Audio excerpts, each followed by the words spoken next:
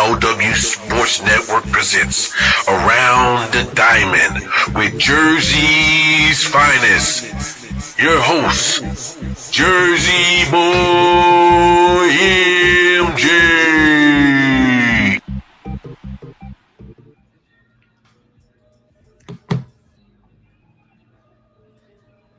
Good evening, my people. Good evening, my people.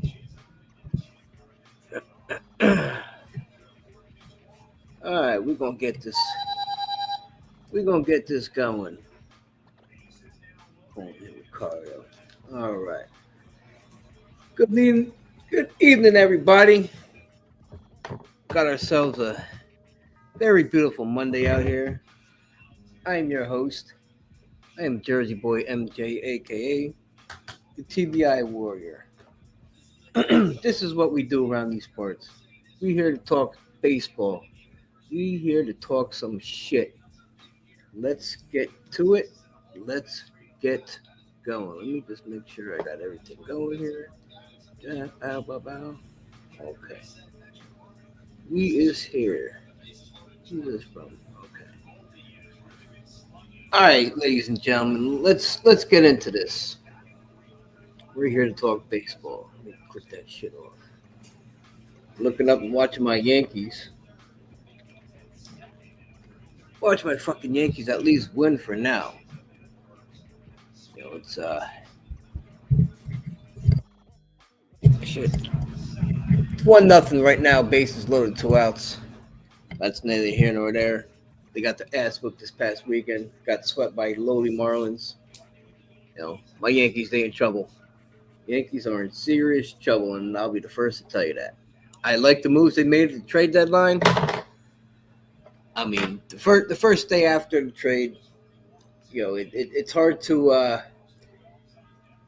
expect these guys, you know, on a day's notice, flying from wherever they had to fly to come and be able to pitch on a dead notice, you know, on a day's notice.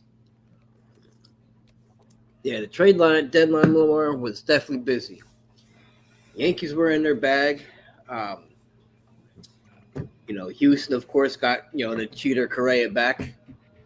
You know, Carlos says there's a lot of baseball left. That's my brother right there. We in the same boat right now because he is a true Met fan. You know, true and blue to the Mets. You know, and then he got me as a Yankee fan, so we chill. Usually every Friday night, me and my man get down. We will watch the Yankees and Mets if they're in separate games. 2 TVs, we'll watch them both. We get down with baseball. It's what we do.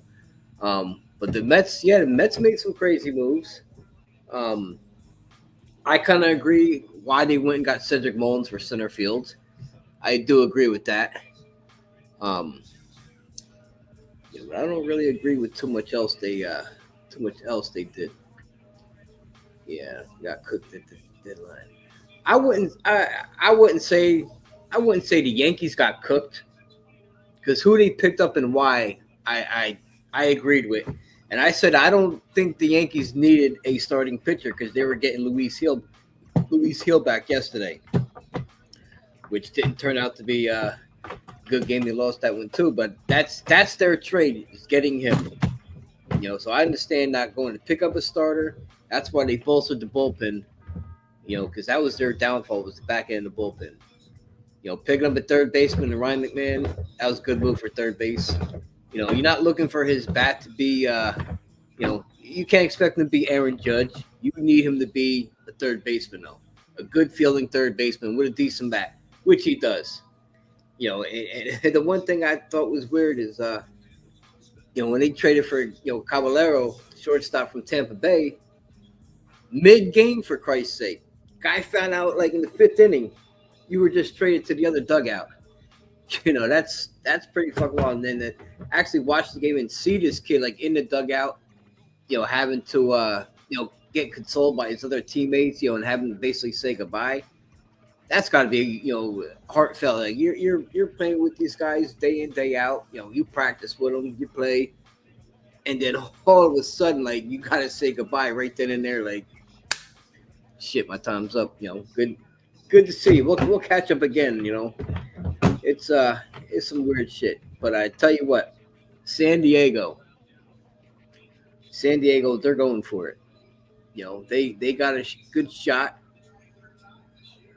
They went and picked up Mason Miller, one of the better closers in the game. Yankees could use him, but not for the haul. Not that much money. And then they also, what else did San Diego do? Oh shit! San Diego made a couple other moves too. I just can't think off the top of my head. My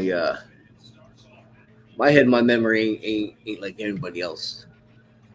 That's why they say TBI, traumatic brain injury. Yeah, memory is shot with shit, and things just don't come to my mind. But I know San Diego. I was paying attention. They did stock up, and they're gonna make a run at LA. And fuck LA and fuck Ohtani. He gets hurt, and he's pitching, hurts his elbow. Good job. Be a fucking full-time DH is what you've been. You can't play the field, obviously. They say, don't know why. You could run, you could swing a bat, steal bases, but yet you can't fucking play the outfield. You're a fucking bum. Of course, you bring him back. What happens? He gets hurt. Good. Fuck him. Get hurt. Be out. Lying, cheating, gambling. Fuck. Yeah. Who do you think didn't make any moves at the deadline that should have?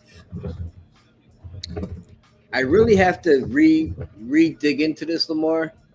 Because I don't know exactly what the Cubs, the Brewers did. I know San Francisco kind of flew the coop a little bit.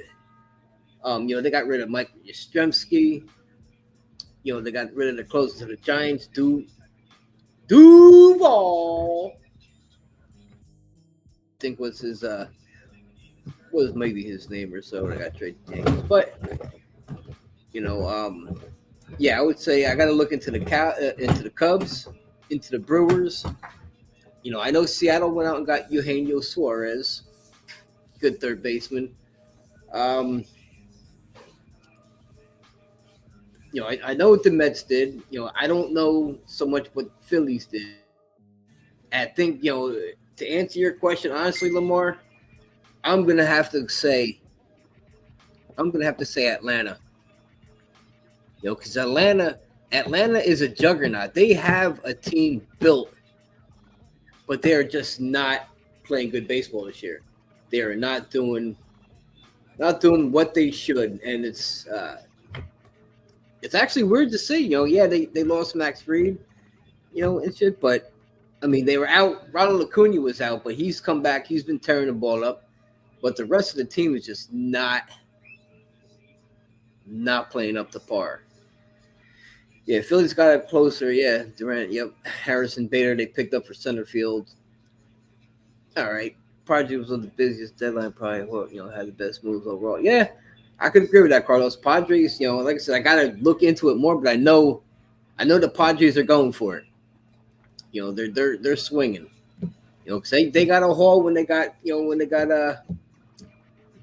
they didn't get a haul then. I don't know. Let's see, my mind is everywhere. Yeah, but they San Diego, they got a lot of good pieces out there. They got some good pieces to work with, and they loaded up to make a run at the Dodgers because Dodgers aren't that good, to be honest with you. They're just not. Their pitching sucks. And Ohtani, and I'm gonna say it again, Shohei Ohtani is not even the best player on the Dodgers. He is not.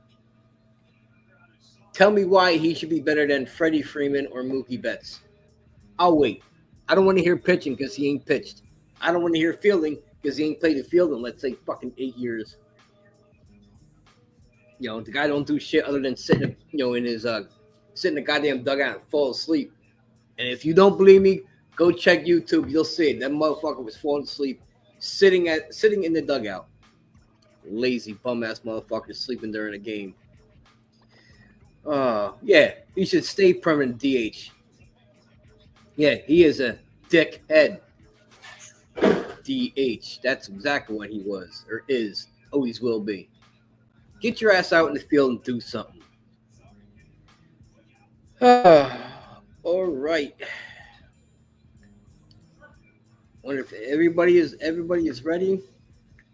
I'm gonna be introducing my guest pretty damn soon.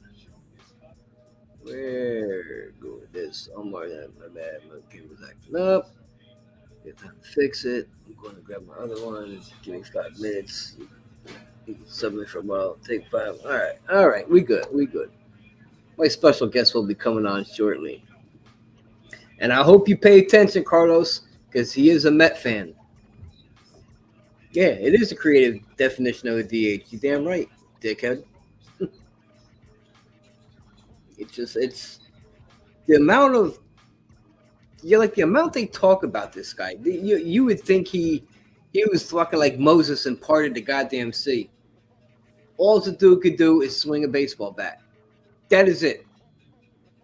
And maybe if you know what pitches are coming, maybe that's why you could swing so good. You can't do shit otherwise. You suck at playing the field. You suck at pitching. There he is, my cousin Matt. What's up, cuz? My cousin Matt. He was on my show last week. If y'all didn't, see it, go check it out on YouTube. Pull it back up again. You're right, Lamar. Like that's, I'm not putting it down. I'm not putting a guy down for like where he's from or like what uniform he wears. I don't give a shit about that. But when you watch this dude, like he don't do shit. Why can't he? What's holding him back from playing the field and throwing a baseball in? Yeah, like everybody else answers that. Soto or Ohtani, Carlos asked me. It's not even close. I'm taking Soto every day, twice on Sundays over Ohtani.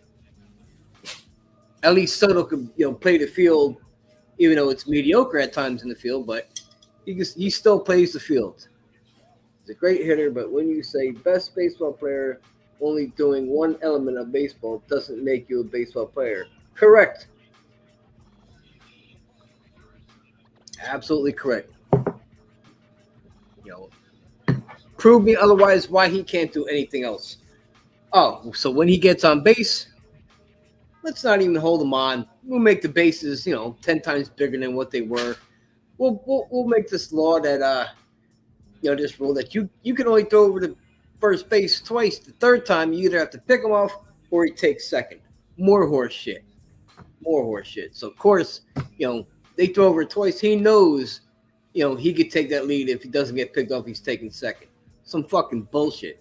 Just imagine if Ricky Henderson played nowadays. Holy shit. That man would fucking steal 250 bases, let alone him doing like 120, 30, 40 when he played with the best rules.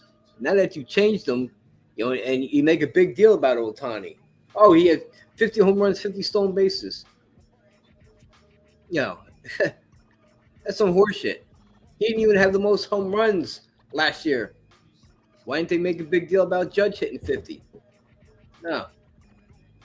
Because they're trying to attract, they care all about their money. So they want that revenue from all the Japanese viewers, all the streaming services, all the attention they get, and then with ticket sales. So they're trying to make him face of baseball, and he never will be, because he sucks like that. It should be a award for DH of the year. He ain't gonna get one. He's a fucking dickhead of yours, right? I would take that any day. Yeah, when you say best player, yeah, Ohtani's not the best player at all. Not even close. Let me take a sip of my coffee. And as you see, I'm wearing the Sandlot. That's right. My favorite number 11. Yeah. Which is the jersey I have on.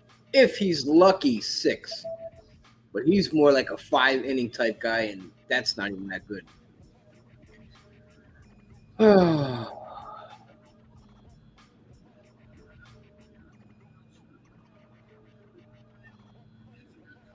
Yeah, get your head out the gutter, Lamar.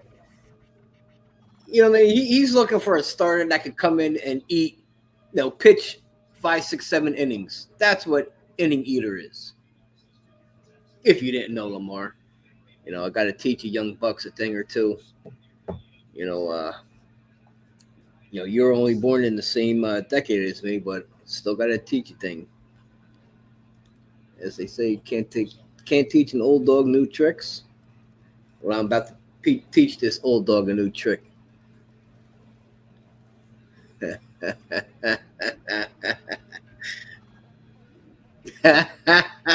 I get you, Lamar. I understand you. Oh yeah, man. Fucking get right down to it. All right, we about to be up. Yeah, we up 2-0 now. Ahmed Rosario, another pickup for the Yankees, which I agreed with. Yeah, he's about to what's he doing here? All right, so he singles up the middle. Paulie Goldschmidt goes to third. Ahmed Rosario's on first. So we're taking Patrick Corbin to the cleaners right now. Patrick Corbin, he's thrown 49 pitches in only an inning and a third. 2-0, first and third, 1 out. Let's go. Oh, all right. So let's look up these standings right quick so we can get into it. Hey, Carlos, your Phillies are winning 11-3 right now over Baltimore. Just to throw that out to you, in case you didn't know.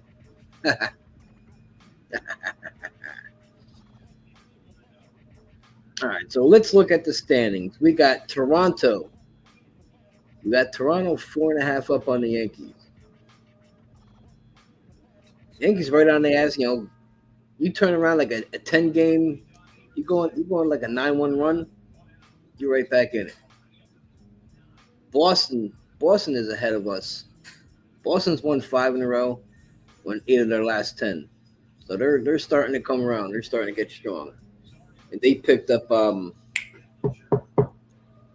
what the fuck is that pitcher's name? I forgot the pitcher's name that Boston picked up. That's besides the point because they suck too. Let's look at the Central. Jesus Christ, shit is going on. Third, introducing Omar. Well, ladies and gentlemen, about to have a special guest on my show with me. You got to check out the channel from Ball and Buds. I was on his show. I had the privilege to be on his show 2 weeks ago. But now I asked him to be on my show. And special guest, ladies and gentlemen, let's bring in and introduce my man Omar. So let's bring him in. Yo, can you hear me? I can hear you loud and clear, boss. Hey, what's good, my brother? How you doing today? I'm doing all right, my brother. How you doing? Hey, I'm doing amazing as always. I do apologize about the camera situation. I am in the process of moving into a new apartment, and I thought I had my camera brought back up to the apartment today when I moved in, but I cannot find it anywhere, and my laptop camera doesn't want to work. So we are stuck with just my avatar, brother. Listen, you ain't gotta apologize for nothing, man. You on my show. We here to talk it up. I don't need to look at you. Other people don't need to see you. They go and listen to us talk some shit. It's what we do. Yes, sir. No, I'm super excited. I appreciate you having me on. As always, I'm glad you were able to come on my show a couple weeks ago. We rocked it, and I'm going to bring you on next time we do another one. So, oh yeah, I appreciate being on your show. That was trying to get me back. Got me back into doing things. So it was a pleasure being on your show and get me that little step in.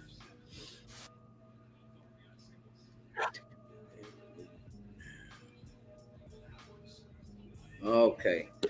So Omar, let me ask a question. What do you think about your Mets getting their ass kicked right now and what they did for the trade deadline?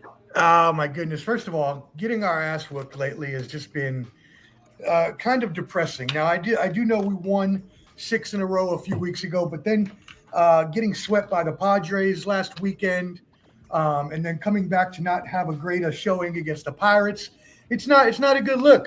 You want to be able to keep up the consistency. And that's one thing the Mets have not done this year, has been consistent all year long. They've been so up and down.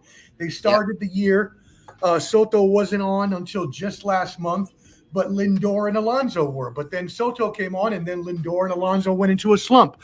We also had injuries to our whole bullpen and only had 2/5 of our starting rotation until we just got Manaya and Montas back at the All-Star break. So hopefully with Soto turning it around, Lindor and Alonso starting to heat up again, and the pitching back to health, hopefully the second half will be a lot better. I know we just took the lead from the Phillies in the division, but we did.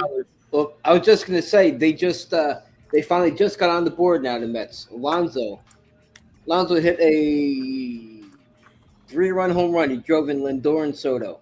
The polar bear, baby. So they are on the board. Polar bear.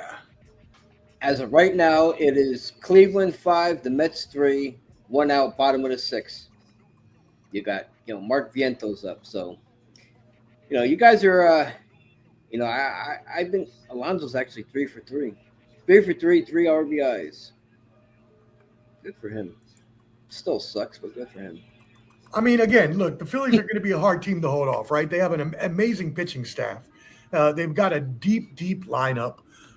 So, I'm not going to, and we talked about this on the show last week about how the Mets are always, giving up big leads in the division when they have it close to the end of the year. It's happened now 3 times in the past 10 years that we actually had a lead at the end of the year, and we ended up blowing it all away, either to the Braves or the Phillies. So that's Phillies another team that, they're, in my opinion, they're underperforming also. Because they got a really good team, and for Philly, they're 15 games up in 15 games up in the win column, 63 and 48. With the team that they got built, you would think it would be a little bit more, a little bit better record. And you look at their runs scored, 516, good number, but they've given up 448.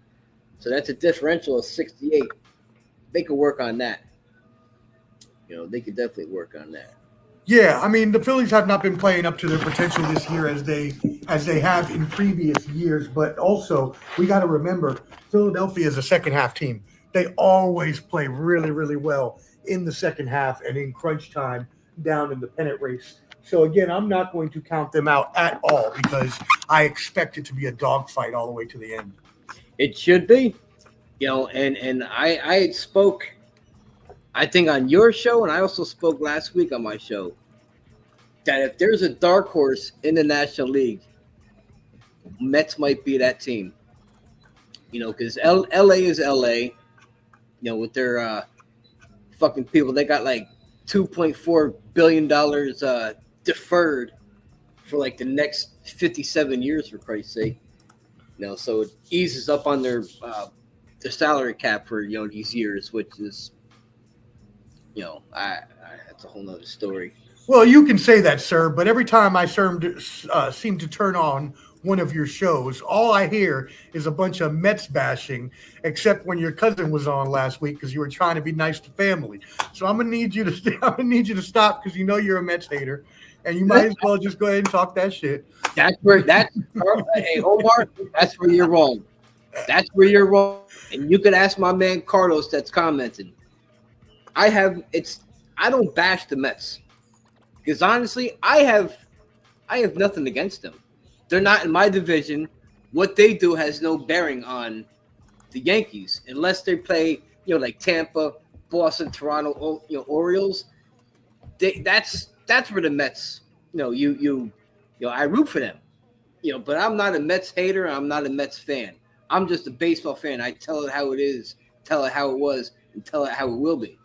Well, I think that every New York fan is going to be like that, right? You have to pick one or the other, right? I mean, that's the point. Not necessarily, if you're a fan of baseball overall, you could be, become a different fan, whether it's Atlanta, Boston. One of my best friends that passed away, he was my childhood best friend and brother. He was an Oakland A fan. So there's, No, but I'm talking about you being from New York. It's Yankees or Mets, and if you choose one, you're disowning the other. Is basically how that works. I mean, yeah. It's like the Jets and Giants. Who's your football team?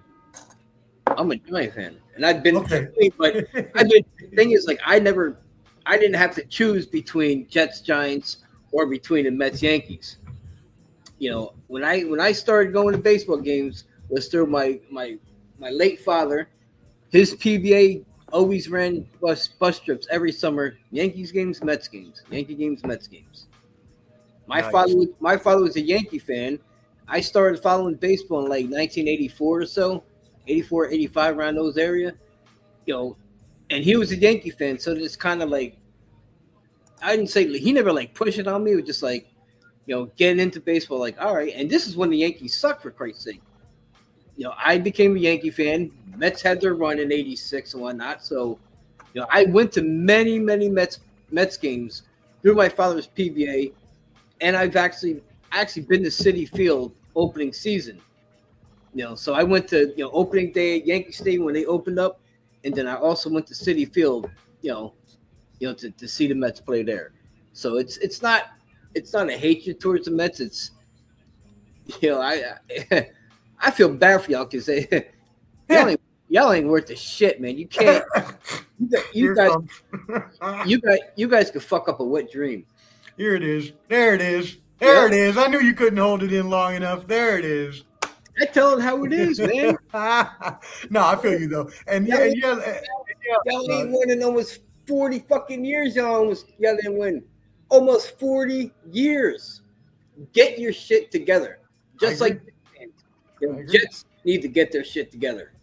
I've seen my Yankees be shitty.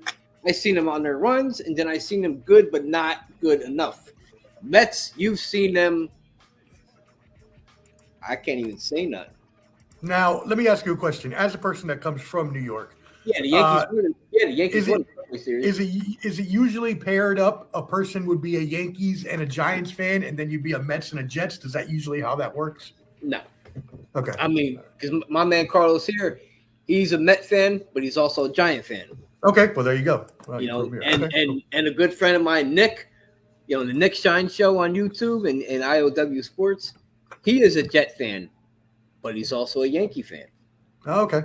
See, I had heard that. Somebody had told me that before. It was like, well, usually it's like, the pairs, but I don't know for sure. So, okay, cool. It's all about, kind of, I can't say it's how you're brought up. You have to make that choice yourself unless it's pushed over on you and you go with it. But as a sports fan, you got to figure out who you feel is the best to root for. There's my cousin. There's my cousin, Mets and Giants. So there's salute. Yeah, I mean it's all about who you want to root for. So I mean there is a lot of biased opinions, between the four teams. You could even throw in the Knicks, and there's people that try to put the Nets into like New York City talk. The Nets playing Barclays Center, you're not New York. Knicks, all right. No, I'm saying the Knicks playing the Mecca of basketball. The Nets could have stayed in Jersey, and they didn't. They're a team that they're in disarray again. The Mets. They could play at Barclays Center all they want. They're not a king of New York, and they'll never will be. Okay, I will accept that. I'll accept the outsider perspective. And that's just like the Mets. It'll never be the Mets City. They will always be the little brother. I would agree. I would agree with that. You would have to agree. I mean, the number of championships alone would dictate that, I think. So I've seen the Yankees.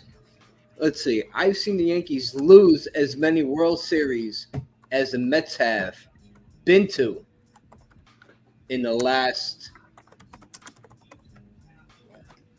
Yeah, in my 45 years of living, I've seen the Yankees lose as many World Series as the Mets have been to. Well, look, I would get on the Mark kick and start saying that you didn't see most of them live anyways, like y'all got into last week or the week before. But I'm just going to let that go and say you're right. And the Yankees are definitely the bigger dog on the block when it comes to New York baseball. Can't say that anything about that. But look, I like being a Mets fan, even though they break my heart a lot. They're very scrappy, lovable bunch, and I've always been a fan. I was alive for the '86 championship and remember watching it with my dad. It was my first baseball memories. So I love that team. Yeah, I remember the '86. I remember watching that. You know, they had a badass team, even though they were all yayed up. Oh yeah, they were. You know what I'm saying? They was yayed up, you know, Scarface. Yeah, Like they was. For months and years. But they had a dope squad. Don't get me wrong. They were good. But they were never able to run with that. They had a good team in place and they floundered and couldn't do shit after '86. They were good, but not good enough. No, you're right about that. You know, then it took y'all 14 years to make it back, only to lose to the Yankees, of course. You know. Yes, thank you for reminding me. And then losing to Mars Royals. Like, damn it, I got both of y'all that beat us in the series, both on the same show right now. You're lucky I didn't wear my Royals jersey tonight. I will though. I will one day. Well, look, what I'll say is I think the NL East is, again, going to be a dogfight, just like it will be. I mean, if we're looking at it right now, when you're looking at most of the divisions, if you're looking at the standings, the only, I mean, hold on, let me take a look again, because when I looked earlier today, if I remember correctly, the Tigers are the only team with more than a 5-game lead. Let me see if I'm correct. Yep, that is right. They're at 8. They're at 8.5. 8.5. No other team in the league has more than 3.5 games. So that means every other division is most likely going to come down to the end of the season. And so I'm really looking forward to all of those races. Can the Padres and the Giants keep up with the Dodgers, or does the Dodgers' firepower really just overpower them? The Giants won't. Giants were sellers. You know, San Diego, they put all their eggs in a basket. So San Diego is going to give a run for the money to LA. You know, I'm curious to see.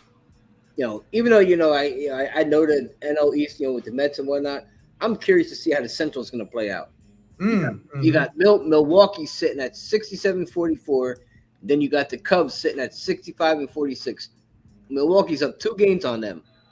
That's going to be interesting. Actually, the Dodgers are up 3 on San Diego. Interesting. And then you go up to the American League. You got Houston sitting 2.5 above Seattle. You know, Seattle made a little bit of move. You know, so did them cheaters in Houston.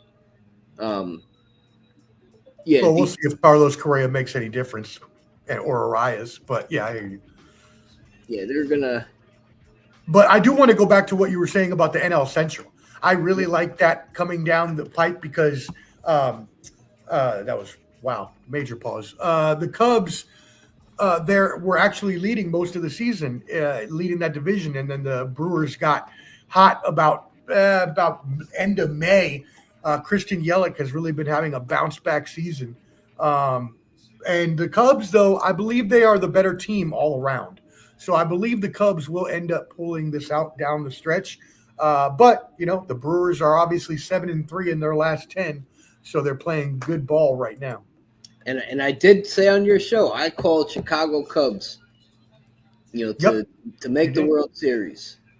That's just my gut feeling. But, hey, we're in the second half push now. So, Milwaukee could really, really tear some shit up.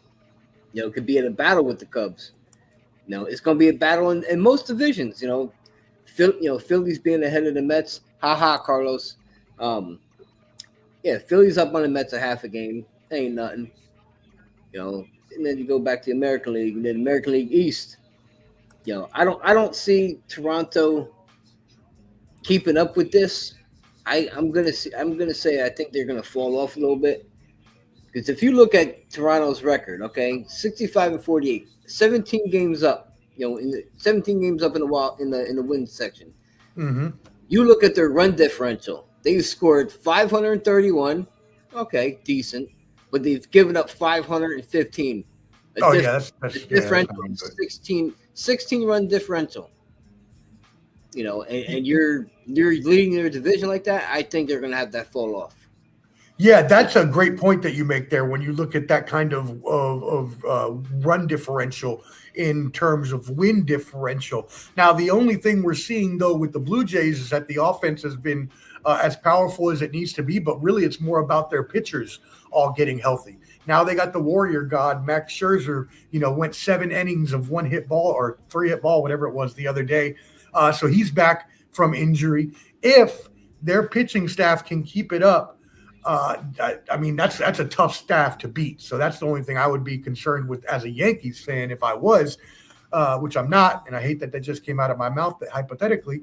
But yeah, I think the Yankees will probably come back and take that. It all depends really, when does Aaron Judge come back, and can the Yankees go 500 until he gets back? He's supposed to be coming back this week. But as I'm watching Yankees, it's now fucking 3-3, and suddenly Max Fried. Certain teams like Max Fried, I don't know, man. It just feels sometimes this shit is set up. Look, man, Max Fried is a good pitcher. He had the ACL injury with the Braves, but I mean, he was a good pitcher before that. So nothing wrong with taking some L's to Max Fried. Oh, which I understand, wins and losses, but it just certain teams, like obviously he can't fucking beat them. It's like some of these teams know what pitches are coming. They got your number, yeah. You can't tell me that the pitch com or whatever you want to call that.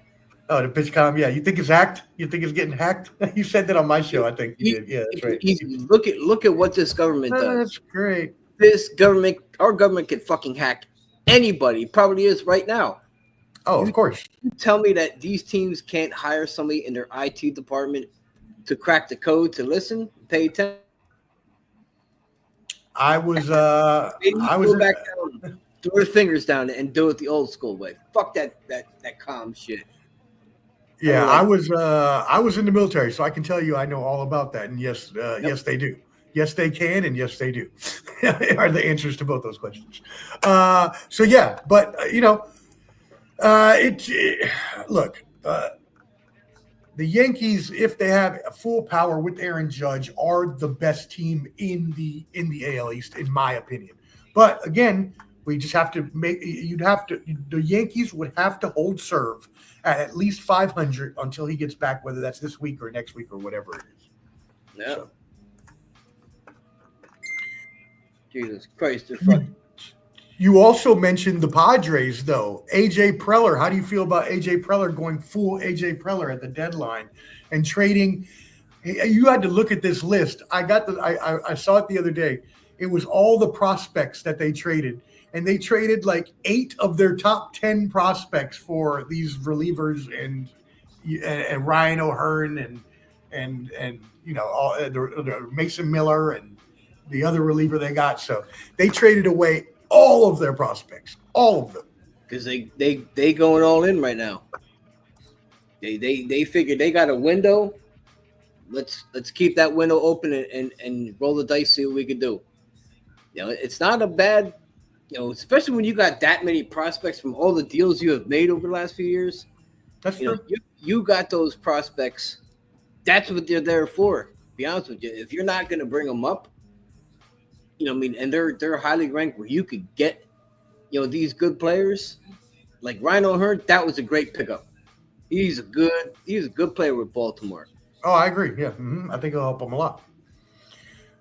But again, the Dodgers have so much firepower there. You would have to have Bogarts is going to have stay somewhat consistent the rest of the year. Tatis is playing great, so you got him there, obviously. Machado is getting a little older, but he's still got a little bit of a bat and a good eye. So and then they got Yerrickson. Oh, Profar. Mm-hmm. That's it. Yep. Mm-hmm. Thank you, because my memory is not all there, but yeah, good call. No, but listen, you served. Yeah, I was in the Air Force. Yes, sir. You were damn right. I know you can't see me, but hey, salute you and thank you for your service. I appreciate you, brother. I can see you. You can't see me. Okay, I appreciate you, man. You serve for our country. I appreciate you. Thank you. Hey, I really appreciate that. It was an honor and my pleasure, and I would do it over again in a heartbeat. Yeah, I did 6 years Good. in the Air Force. I was luckily stationed, as most people would say, in Hawaii for 3 years. I was stationed right next to Pearl Harbor at Hickam Air Force Base, and then I was stationed at the Pentagon for 3 years after that. Interesting story, man. That's a hell of a thank you right there. Appreciate you. Hey, thank you, brother. But yeah, no,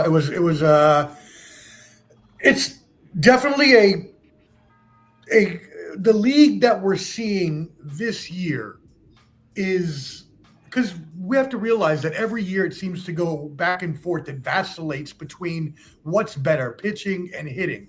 And now we are seeing a lot, and we talked about this on the baseball show last week that we had, but pitchers these days are not even going 4 or 5 innings.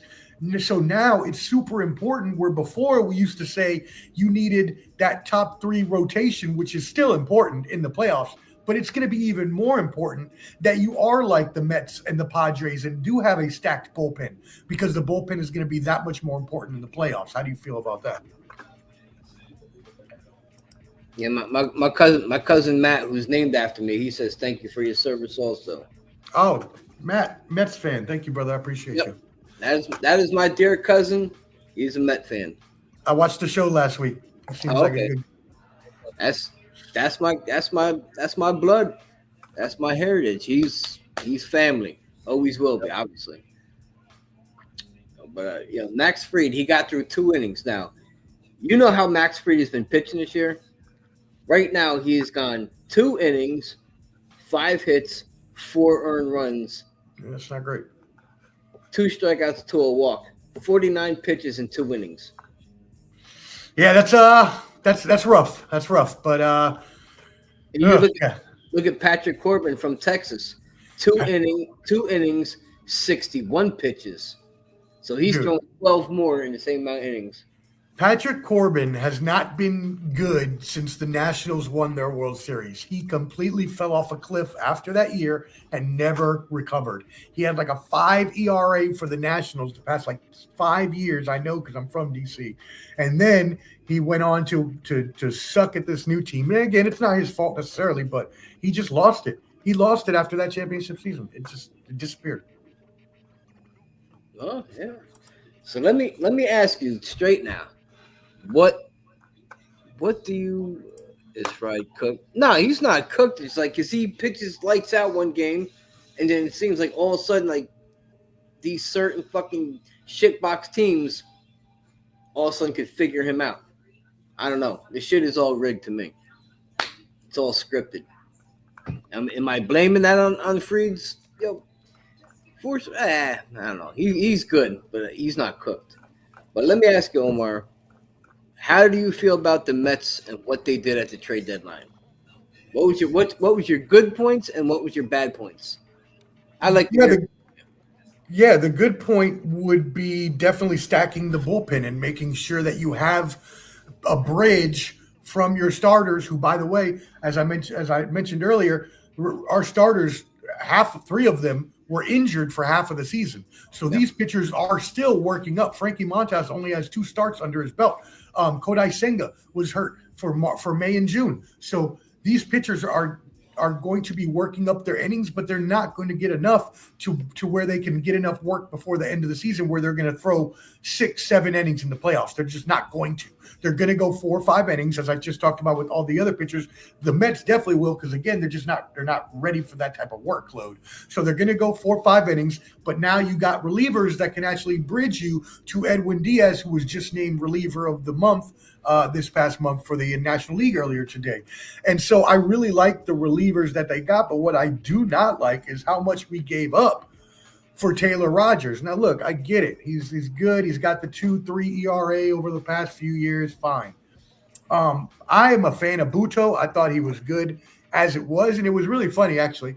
because I was in the middle of just moving stuff out of my old apartment, and I quickly looked and saw the notification: Mets trade for Taylor Rogers, trade Jose Butto, and I was like, damn. I actually like Butto, and I started thinking, I was like, I mean, I know he's not as good as Rogers, but like he could be in the future. And so I was like, well, okay, I'm fine with that straight up, whatever. I didn't read the whole notification. So later when I actually pulled it down and saw the whole notification, I saw we then gave up our number 10 and number 12 prospects. Yeah, yep. And I don't like that. No, you didn't need to give up that much. Give up just Jose Butto, maybe one prospect, definitely not both. Blake Tidwell, live arm from here in Tennessee. I didn't like them giving him up, especially even though they say his control is not going to be good enough to make him a starter, more of a reliever in the future. But still, I just think it's too much. And I think that even though, like you said earlier, we gather these prospects to be able to trade them, especially in baseball, that's a thing. It doesn't mean you should be reckless with the trades that you make and the amount of prospects you give up and the quality of prospects that you give up. So that would be my good and bad for that. One of my because I go to what's called a neurotherapy Monday through Friday. Mm-hmm. Get therapy on my for my brain injury. Yes, and sir. The manager of my day program, me and this guy became really good friends because I'm a little bit older than him, but he's also a diehard Yankee fan. Okay. Omar, let me tell you, we were talking all obviously before trade line leading up to it. He was saying that the Yankees need to just package up Spencer Jones Brady and get rid of him. Sell him while his stock is high, and don't pull a Gary Sanchez. And then hold him, and then let's say he doesn't pan out in the major, then you're stuck with you don't have that high of a prospect no more in him. He very well might drop down. So he was saying package him up, go get what you need. Who else did he say? Well, I've heard the same thing about Anthony Dominguez, and I don't know how you feel about that, but I've heard the same thing. Oh, Jason Dominguez. Jason Dominguez. Yeah, Jason Dominguez. He's our left fielder. The problem is he's not naturally a left fielder. He's naturally a center fielder. So you have an abundance of outfielders. So you could get rid of him. If you go and pick up, let's say, Kyle Tucker in the offseason. I don't know, exactly who they could have got, for Jason Dominguez, but I would have no problem shipping out either one of them if the price was right. Who they were going for. Oh, wow. Okay. I didn't think you were going to say that because I know Jason Dominguez was such a prized prospect for y'all for so many years. Yeah. I mean, the kid, don't get me wrong, the kid's good, but I would package him if you could get, let's say you get one of those top end starters that you need, or you could go out and get yourself, an even better left fielder, just not so much. Let's see what Jason Dominguez is doing. Hold on. Give me a sec. All right. Jason Dominguez. All right, he didn't start tonight, but he pinched hit.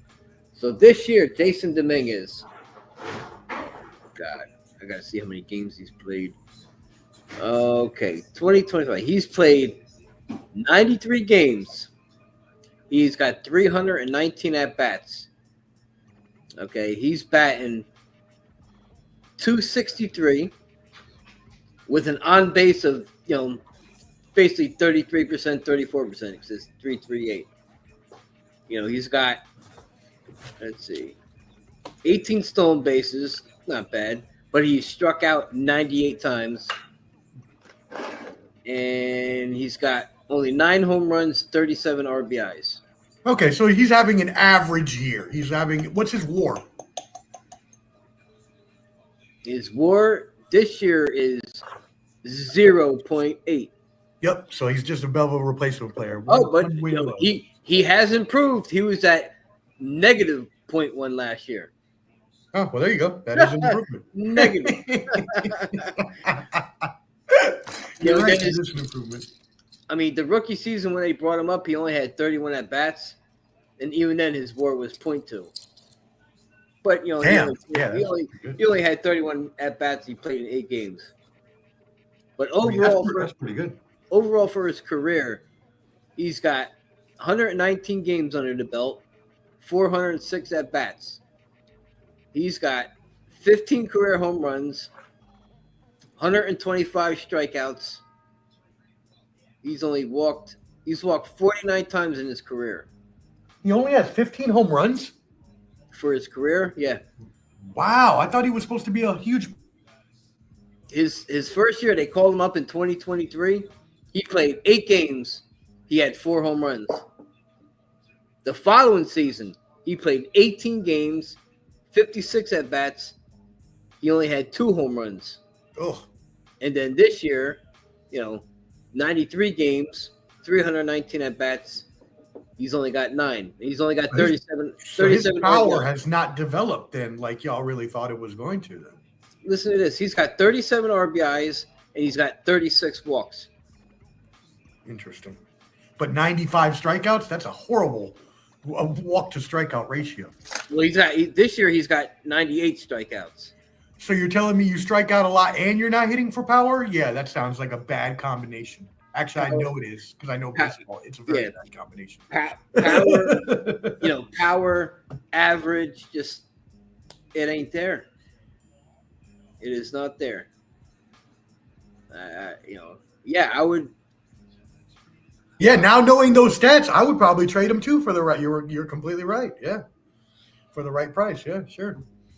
And even let's say, hypothetically, let's say they do put him in center to give the shot in center field. Is that his natural position? His natural position was center field, right? So, let's say you put him in center. He still isn't better at playing center than Judge, Bellinger, or Trent Grisham. That's a good point. That's a really good point. So you have assets where you could afford to ship out the door and bring in something you need, like a top end starter.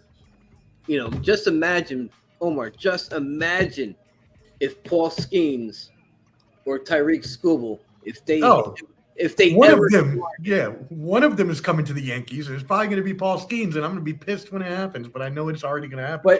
But at least that too. Yeah, you know we'll probably get him. Yeah, because But anyway, the Mets have the pocketbook to do the things like they did with signing Soto. Mm-hmm. So Steve Cohen, will open up that checkbook, and bring in more and more, just like the Dodgers did. Deferred money and all this shit. Stevie Cohen's the richest owner in baseball? Yes, he is. Yeah, it was like top 2, top 3, but he is the cream of the crop, with the money. And he's not afraid to spend it. So let's see what else he can do for your Mets. Bringing in Soto, okay. But what else are you going to bring him? Because that one man is not going to make your team a World Series champion. But I think also you need to look at it as the fact that it's indicative of what he is doing as an owner, and that he's not afraid to spend that money. And you already know he's a very, very wealthy man, hundreds of billions of dollars or whatever the fuck he has.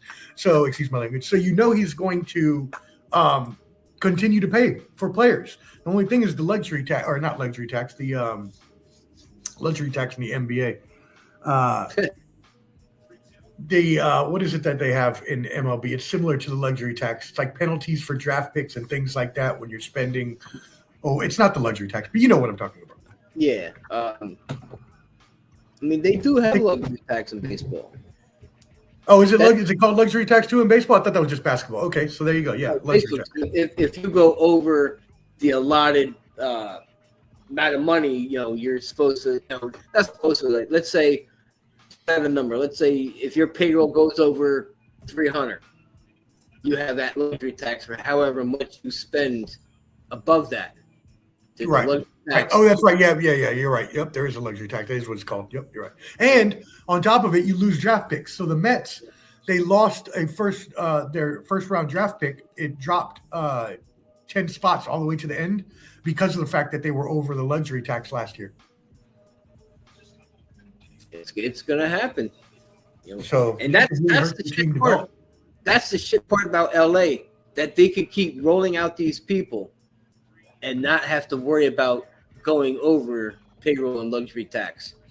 Yeah, I'm not sure how I feel about them letting them do the. Now, I mean, everybody could do it, so it's not like the Dodgers are doing something illegal. It's technically legal to do, but if they're the only ones doing it and no one else does, it just seems like something that shouldn't probably be done if not everybody's going to do it. Well, in my honest opinion, like I feel these guys are still getting paid. Let's say like Ohtani. You gonna tell me that Ohtani's making like $4 or $5 million this year? Well, he's making so much in endorsements, it wouldn't matter anyways. But yeah, no. There's no way that LA is paying him only $5 or whatever million it is this year. No fucking way. You know damn well he's getting money wired to him that he didn't know about, that got wired from his translator. He's getting paid money by LA more than what they're saying is on the payroll. That's where you have the manila envelope type deals back in the day. Yeah, a little money under the table, baby. A little cash under the table. They won't know about this cash. Here you go. Here's 12 million. Boom. Here. Take this. Yeah. All in ones. Not even in hundreds. All in ones. All in ones. He could hit Magic City for some wings and cheeks. Wow, he went there. He took it to ATL. My man. Oh man. How was it though? It was amazing, including Magic City. It was tremendous. Shout out to Rocky, nice dancer there that engaged with for a long time during the evening. Oh God, I love it. Yeah, I got some wings. They called me Orange Pepper O by the time I stepped out of there. But no, it was a good time. The wings were as amazing as they said. I did really get the lemon pepper Lou ones, but I got the barbecue style. They have a barbecue style lemon pepper Lou wing. That joint was fire as fuck. Now the wings were a little small in terms of like the chicken on the actual like bone, like how much chicken there is. It wasn't like plump wings or anything like that. I'm trying to say nothing pause-worthy while I'm describing this, but it was still really good. They were smaller wings, but they're still really good. But the dancer's cool. It was a lot smaller than I thought. Like I thought it was going to be a huge club, but it's not. It's so small. It's like one room. That's what she said. That's what she said. Hey!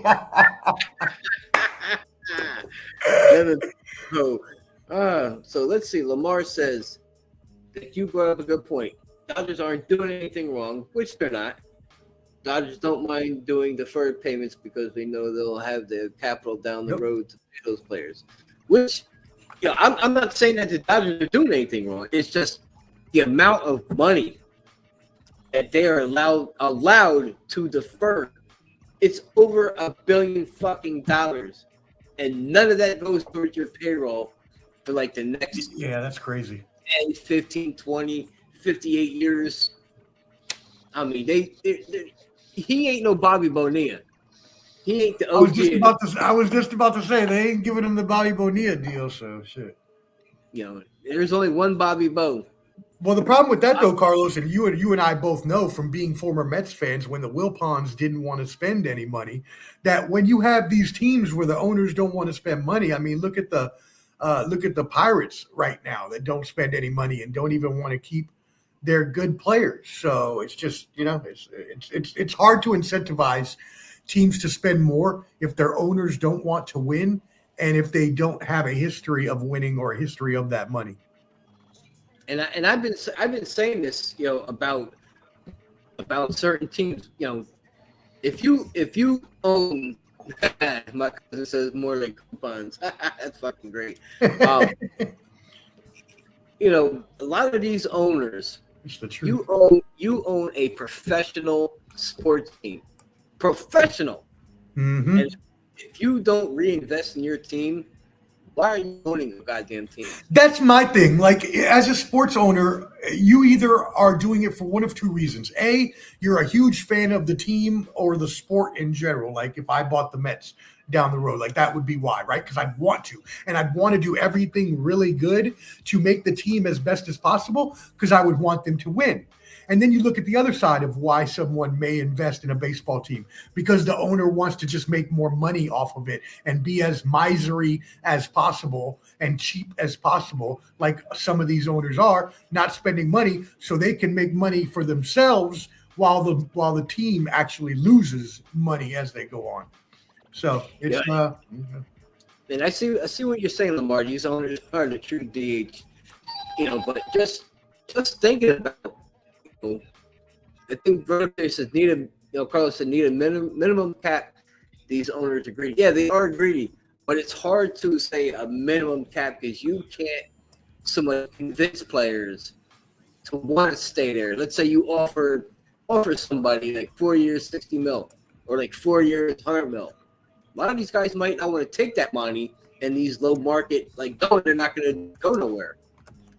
Like signing with Pittsburgh, or signing with the White Sox, or the Rockies, like Marlins, you're not in shape to go anywhere. So why would you want to go sign there when you could get that type of money, if not better, from another team? So it's hard to put you got to spend this much.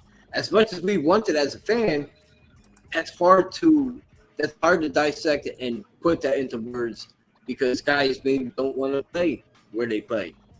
They want out and they'll get better money, or if not the better, same amount of money, but for a winning team. As y'all both know, that's what the Mets did for so many years. But the thing is, even if you're an owner that only wants to make money, wouldn't you want to make money by winning, not make money by losing and just being cheap? It would be more advantageous and probably more enjoyable for the owner themselves if they actually just tried to win and spend some money. Yep. It's a lot of these teams, I just feel. Ooh, Mets tied it up, baby. Mets tied it up. Yankees are losing. Let's go.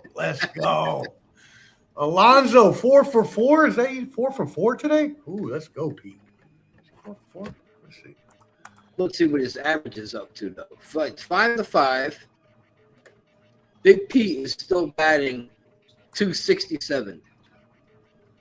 And you look at it, he's got he's batting. Well, he's never hit for average, so that's not a thing anyway. Here's going to be a rundown. He is batting .267. Okay. He's got a better average than Nimmo, Lindor, Soto, McNeil, Vientos, Mauricio. The whole team? Yes, the whole team. Yeah. Edie, Alvarez, Marte. Marte's got a better average, .275. Man, your Mets hitting is, oh, man. I don't even need to tell you, what, And Pete's having a great year though, so I'm not even mad at that. Pete's having a really good year. Be prepared to lose him. Hey, you know what? He might opt out. I would if I were him. I would opt out of the contract after this year. He's having an amazing season. He already has 27 home runs now or something like that with the one. He's got. All right, Big Pete now has. Where's the Mets? He has almost 100 RBIs, and we're not even into August really yet. So Pete Alonso's having a great year. You're right. He probably will opt out and should opt out and try to get a big contract. And the Mets, if they were smart, would be the ones to pay him, considering he's homegrown. I was thinking about that the other day. I was like, okay, we could let Pete walk and keep Vientos at first base or whatever, blah, blah, blah, blah. But look, man, Pete came up as a Met. He's about to break Darryl Strawberry's record for most home runs by a Met. He has 251 now, with 252 after tonight's home run. So he's now one away from tying Darryl Strawberry for the Mets' all-time lead in home runs. He's homegrown. We drafted him. Keep him. He's a fan favorite. The fans love him. Come on, what are we doing? Me and Carlos have had the same conversation about Big P. If you want him, pay him. Pay the man the money. But this year, right now, he's got 25 home runs. He's up to 90 RBIs. So you should pay him. It's at what cost though? You know, yeah, you're right. With the luxury tax we talked about earlier, that would be the only thing. Because if not, you think the owner is like afraid to actually pay him? He's not. He's just was trying to, pay the contract. Stanton just hit a 2-run shot. Hey, He's back on top. 427 feet, 150 miles per hour off the bat. That's what he does. It's the only thing the Yankees can. I was about to say. You better be glad that's what he does because he don't do nothing else. I know. Yeah, but that has been a horrible trade for y'all. Like, I don't remember what y'all traded for him, but I'm assuming it wasn't nothing. He just hasn't panned out for y'all as he was with the Marlins. Of course, it wasn't going to be. Of course, it's not going to be what the Marlins were. That's tough to replicate that. Let's see. We're going to go back and check him real quick. What he's done for the Yankees, like his best season. Stanton. Hold on here. The polar bear, baby. Polar Pete, baby. Let's go. All right, so his best years with the Yankees. Let's see. All right, his home run years with the Yankees, he's had 38. Then he was hurt. Then he was hurt in 19 and 20. He had 3 and 4. Then 2021, he had 35. In 22, he had 31. In 23, he had 24. And in 24, he had 27. Okay. That's actually not as bad as I thought. That's actually not, 30 home runs nowadays is not a bad number. Most people aren't hitting 50 or 60 like the big dumper is this year. They're just not, or Judge did a few years ago. Most people, the better home run hitters in the league are going to hit maybe 40 at the most. Like Pete might get you 50, but you're not really going to have outside of Judge and Pete and maybe Ohtani, you're not really going to have people having over 40 home runs really. So, and the dumper. Yeah, the big dumper. Yeah, looking at his career numbers, he's only had 3 seasons where he had 100 RBIs or more. Only one of them were with the Yankees. In 2017, his MVP season, 59 home runs, 132 RBIs.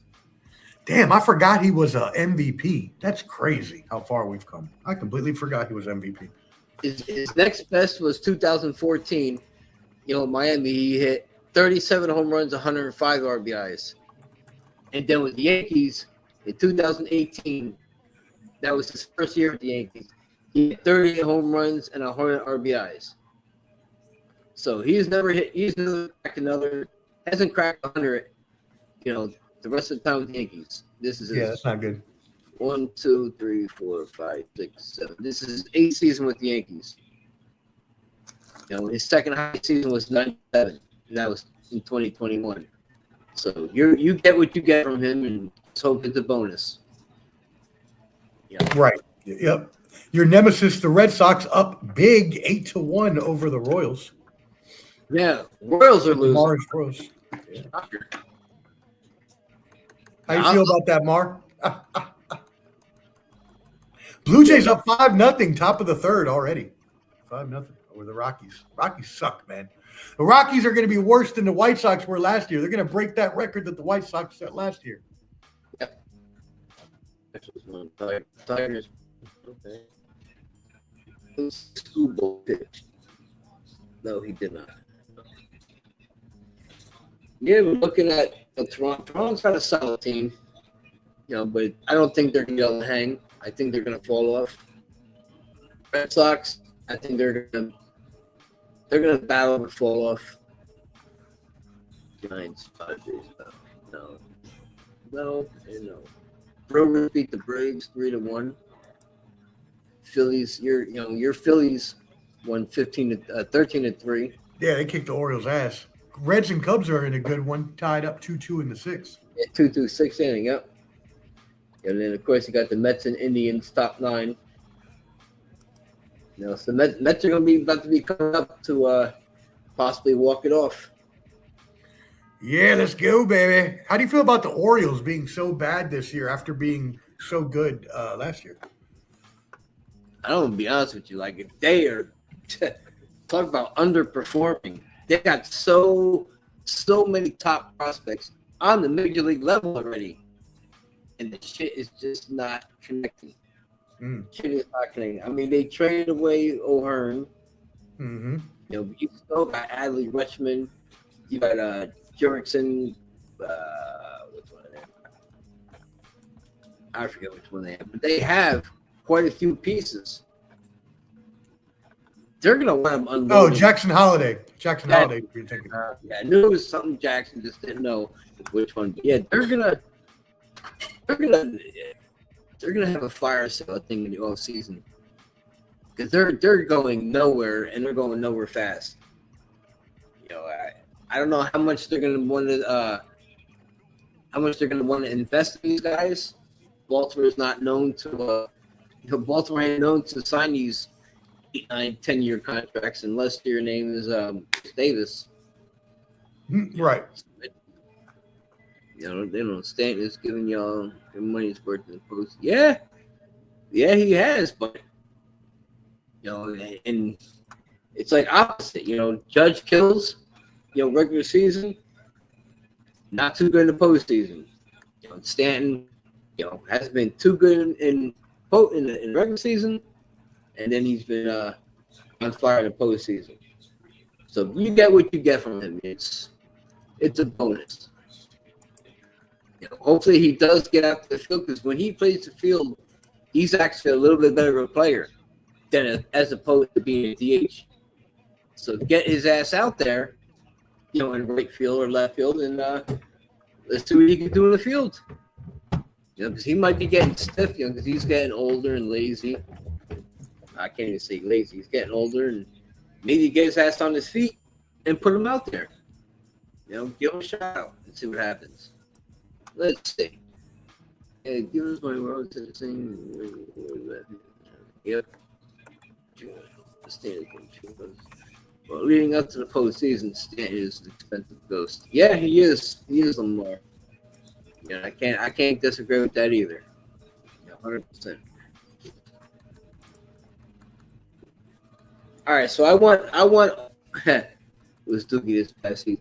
He's been Dookie's entire fucking career in the major leagues.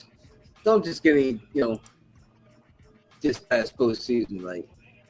Oh no! Why did you do it? No, Mar. Why did you do it? Oh God, bless you. Get a rise out of me. Oh, You damn right. Damn right, he's Dookie. Damn right, he's Dookie. I don't care what anybody says. He's as my man.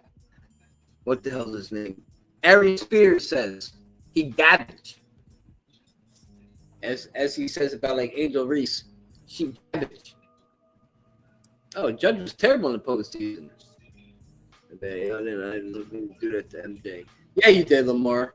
I know what you're doing.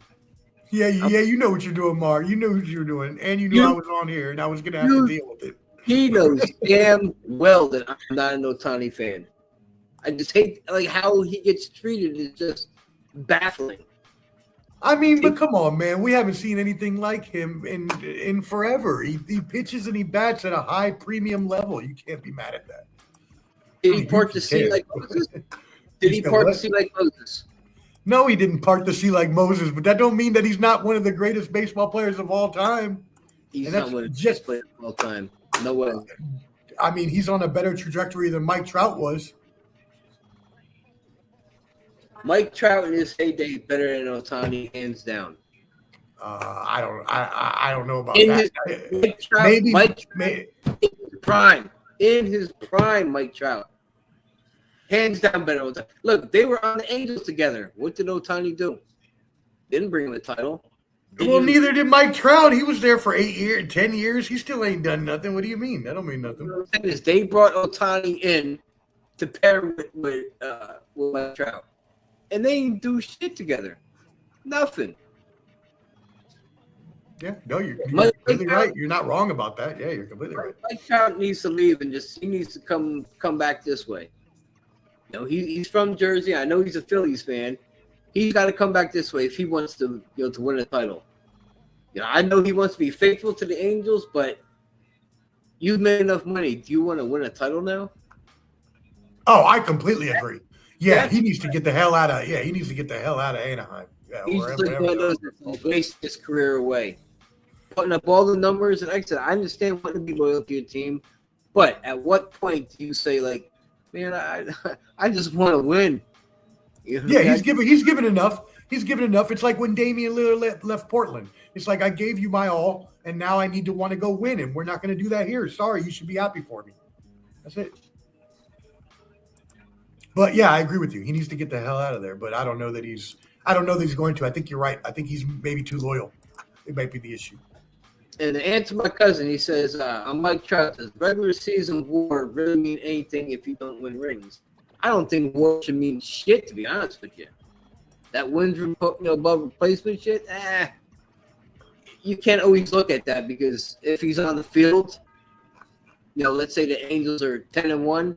If he's off the field and they're, 5-6, 4-7, that's can't always blame one player.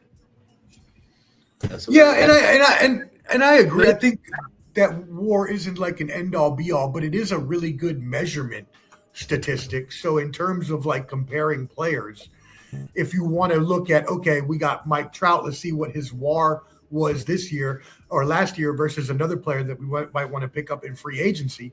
That's a good barometer of how good a player is and when you're doing measurements in terms of free agencies and trades and things like that. But yeah, your cousin is completely right. If you do have 10 WAR, but you still don't win a ring, then it was all for nothing. So. Which might happen with Soto. You never know. It could. You're completely right. I mean, it could. Now, I do agree with your cousin. He said last week we're going to win at least one, possibly two. I agree with that. I think we're going. I'm pretty sure we'll win at least one with this core that we have over the next few years, and then hopefully again. But yeah, Soto's not. He's going to be a DH sooner rather than later, and as long as he can hit, and look, hitting is a skill that has been shown can be carried into your 40s. Hank Aaron was a great hitter into his 40s. So Ichiro was a great hitter into his 40s. So people can be good hitters, and he's one of the best hitters on the planet. So yeah, Trout was the better defender. Yes, of course, agreed. But Ohtani pitches, and their offense is about the same. My bad. I didn't mean to step on you, MJ. My bad. No. It's just baffling because Trout is a better fielder right now. Always, sure, I agree with that. He's been a better fit, fielder since Ohtani's been up. But look at Ohtani; he's not playing the field. Trout has been hurt. He is still a better fielder than Ohtani, without an arm injury, without a shoulder or an elbow. Yeah, Ohtani can come in and swing a bat to the bases, but can't throw a ball. I mean, dude, he almost became the first 50-50 player ever. Mike Trout ain't never done that. Who cares about 50-50? I mean, that's a pretty big indication that you are a great player if you can have 50 home runs and 50 stolen bases, which has never been done ever before. That would say that's pretty good. Like I stated at the beginning of my show, I think your Ohtani hate has gotten out of control, my friend. You must not really know baseball and must not really know me. Ohtani, he is just a name that they're trying to put out there to attract the viewership, from Japan and other places just to see him. Acting like he's the fucking greatest thing since sliced bread. That's wild, son. That is so crazy. He ain't never walked on water. I didn't say that he did, but damn, I mean, come on, bro. You're not giving him any credit whatsoever. Yo, he couldn't even sell salt. Oh, get the hell out of here, Mark. Get out of here with that. Yo, he couldn't sell salt to a slug. Did Bobby Witt have a 50-50 season? Almost? No? Okay. Bobby Witt's better than him. Bobby Witt is not better than Ohtani. It's not. That's not even close to true. I don't know what kind of read they have there in DC, but you need to come up to Jersey and get that flyer. That'll straighten your ass out, and you'll realize Ohtani's not Ohtani. They altered the rules for this dude. Made the bases bigger. Don't hold him on. 2 throws over. The third, if you don't pick him off, he takes second. So he knows after those first 2 throwovers, he can get a walking lead, and they're not going to fucking hold him on. So yeah, but anybody can do that. But why is he so much better at it then? Because they're catering to his punk ass. So you believe that they instituted all of the, and I've heard you say this before, you truly believe that they instituted all those rules just for Ohtani? Not all, but I think a lot of this shit, that's why he's able to do what he's doing. Okay, I get because it. The rules, and the pitch timing, like all that plays a big part of the game. Sure. Soto has 20 stolen bases this year, if you didn't know. Why? Because he does exactly what you're saying. He takes running leads when there's they have the 2 pitches over already. He's got them timed to the point where he's, whatever. Anyways, so yeah, I agree. It's gotten much easier to steal stolen bases. So I will give you that. Getting to 50 is probably the same as getting to 40 would have been in the past. So think about this, Omar. Just imagine if Ricky Henderson or Vince Coleman played with the rules now. Yeah. Played with the bases out of the art now. Yeah. How many stolen bases do you think they could have had in the – they were already putting up like 130, 120, 130 stolen bases without all these rule changes. Ricky would go for 250 and easily hit 250? I don't know about 250. I go with maybe like 175, 200. Bro, he was putting up 120. I'm gonna pull it up just to tell you exactly. He would have doubled, if not more, than what he did than what he did with the regular rules. At 82, at 162 games to get to 250 steals, he would have to average 1.5 steals a game. I mean, that's not on point, but that's just off the top. So it could be done. That could easily be done. Yeah, you're right. Listen to these 3 years. Listen to these 3 years going back to 80, 81, 82, and 83. Okay. So in 1980, he had 100 stolen bases. 100. Mm-hmm. In 1980, what do you do in 1980? That was 1980. I read to you. Sorry. No, you're good. He had 100 stolen bases in 1980. Mm-hmm. And then 1981, he played 50 less games. 50 less games in 1981. And he still had 56 stolen bases. Led the league in stolen bases. Led the leagues in hits with 135 and runs scored with 89. So the most ever that he had is only 100? I thought he would have had more than that. No, that was young on. In 1982, he had 130 stolen bases. Ooh, yeah, that's more like it. 130. And in 1983, he had 108. So you could get 250. He could. Yeah, he could. Sure. You could double those up. If you it would be somewhere between 200 and 250, most likely. Yeah. He led the league in stolen bases 1, 2, 3, 4, 5, 6, 7 years in a row. 1, 2, 3, 4, 5, 6, 7, 8, 9, 10, 11 years, 12 seasons, he led the league in stolen bases. And that was way before all this nonsense. That's crazy. Yeah. No, he was one. I love Ricky Henderson. I was a Mets fan, obviously, but my favorite player ever is Jose Canseco, the godfather of steroids. And so I loved Jose when he came into the league back in '86 when I was watching the Mets win the championship. Him and Mark McGwire out there with Ricky Henderson, Dave Stewart, Dave Parker, and the rest of the crew. I used to watch as many A's games as I would Mets games because obviously I wanted to watch Canseco play. So yeah, I know Ricky Henderson very, very well. Yeah, yes, you're right, brother. The godfather of steroids. I got him to autograph his book for me last year when he came for the convention. I've got him to put the godfather of steroids, and that baseball was wrong. You know, like Carl said, stolen bases, they're ruined forever. That stat is it's changed. You know, can't respect 50 stolen bases, neither can I, because they're acting like Ohtani, like this is the first time anybody's ever hit these milestones. He didn't. Well, I don't hear about that. Like he didn't even lead the league in home runs last year. Didn't even lead the league. I don't think he led the league in stolen bases either. So why are they making a big deal? Because this guy went 50 and 50.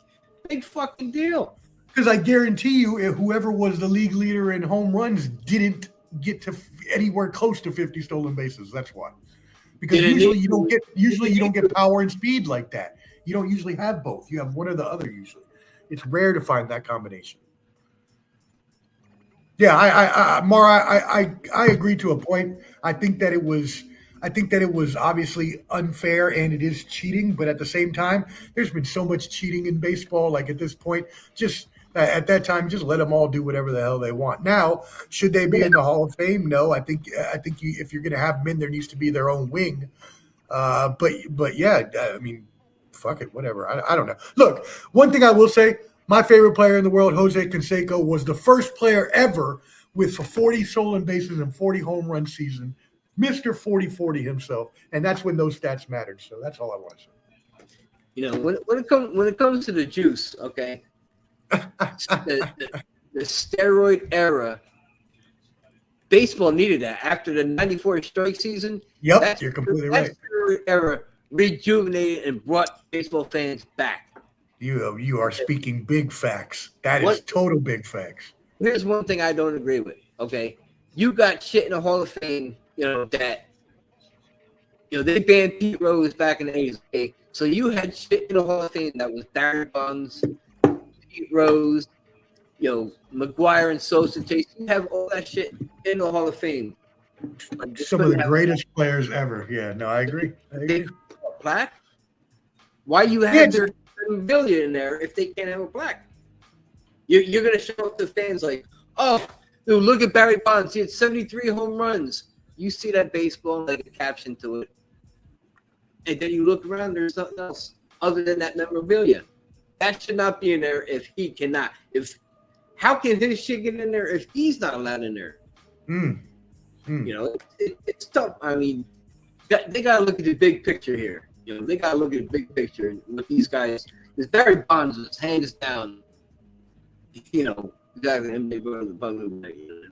can't tell the story of baseball. Yeah, he's one of those, you know, power hitters. I mean, teams absolutely fear him, and that's kind of the treatment that Judge is getting right now. And I'm not saying Judge is Bonds, but he's getting that treatment. You know, people are fucking scared of him. Walking him with like the second inning, walking the fucking guy.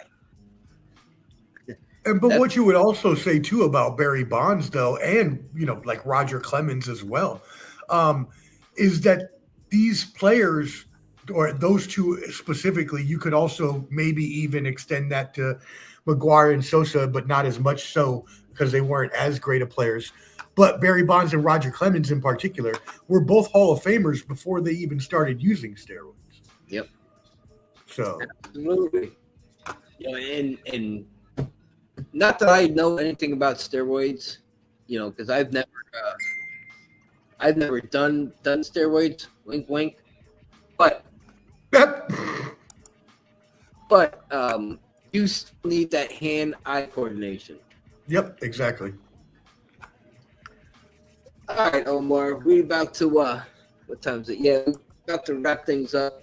Yeah, 10:10. Yeah, we ran pretty late, but you know, I appreciate you coming on. You want to let the audience know where they can find you and link up with you and kick this shit. Yeah, I really. Oh, yes, sir. No, I really appreciate you having me on. Always a pleasure talking ball with you. I'm going to have you on the next time we do our MLB show. We're going to do another one here in a couple of weeks, so I'll let you know so we can get you back on for the next one. So for all of your fans, you can catch MJ on my channel. We talk baseball as well. If you'd like, please subscribe on YouTube. That's the thing we want you to do most. You can see it's at Ball and Buds. BALLANDBUDS. So again, YouTube is most important. Please go ahead and subscribe there. We got sports and entertainment talk, weekly football, baseball, UFC, boxing. Like tomorrow, I'll be covering country box here in Nashville. So I do interviews with boxers. I just had one with Evan Holyfield a couple weeks ago. So yeah, definitely subscribe on Ball and Buds on YouTube. And that's the most important thing for all your sports and entertainment. And I really appreciate you again, my brother. Oh, thank you, man. Thank you for being on my show. And I will have you back again. This ain't gonna be like a one and done. You will definitely be back. But I just want to give a shout out to everybody that's listening. My man Lamar, brother of mine, Carlos, brother of mine, my cousin Matt. I got you, Omar. So I appreciate everything. So I just want to give a shout out, to my family. I want to give a shout out to my neurotherapy group. Bancroft is my neurotherapy. I give appreciation to them because they helped me so much. I want to appreciate and I want to send out to Neuro Restorative. She was my physical therapy, physical therapist. Her name is Sandra. Thank you so much for how much you have helped me along my journey. Without you, I wouldn't be as far along as I am now. So now I'm at Bancroft, still following up with therapies. I want to shout out my man Ken at Bancroft, and my man Andrew. Just want to shout you two out because you guys are Yankee fans, and I appreciate you guys. So, I don't know, let them juice across all the boards. Oh yeah, LeBron James, he fucking juices. We all know that.